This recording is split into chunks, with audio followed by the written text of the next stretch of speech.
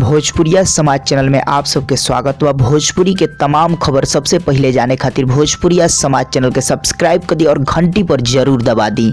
जय भोजपुरिया समाज। जी हाँ भैया, अभी के रिपोर्ट में आप सबके बीच बहुत ही बेहतरीन खबर लेके आयल बनी। जी हाँ भैया, आप सब सोशल मीडिया पे देख रहल बनी, कल्ले से बहुत सारा पोस्ट आ रहल बा कि power star Pawan Singh London चल गए। जी हाँ भैया, एकदम सही आप सब सुन रहल बनी कि पावर स्टार पवन सिंह कल लंदन निकल गए और आज अभी लंदन में बाने। जी हाँ भैया, वही के बारे में फुल डिटेल में फुल रिपोर्ट लेके आयल बनी। वीडियो के लास्ट तक बना रही। चलिए भैया, आप सब बता the power star Pawan Singh London में का करे गए, आप सबके पता ही बात। 3 गो बहुत बड़ा बजट के प्रोजेक्ट आवल बा, 3 गो फिल्म के शूटिंग होखे वाला बा, जौन की लंदन में और भी बहुत सारा फॉरेन कंट्री में हुई और इंडिया में हुई अभी, लेकिन लंदन में शूटिंग करे पवन सिंह गइल बने, वो भी आप सबको बता दी पूरा टीम के साथ। और आप सबको बता दी कल पावर स्टार पवन सिंह निकलने मुंबई से फ्लाइट से और सीधा लंदन गए, जौन की अभी लंदन बने अपना फिल्म टीम के साथ। जी अभी डिस्प्ले पे तस्वीर देख सकते नहीं, ये पूरा उनके टीम मेंबर गइल बा। जी हाँ भी आप सबको बता दी लंदन में सबसे खास बात बा जौन भी फिल्म के शूटिंगों में के टीम में बाटे, जैसे कि पावर स्टार पवन सिंह, मधु शर्मा, सहर अफसा, निशांत उज्जवल,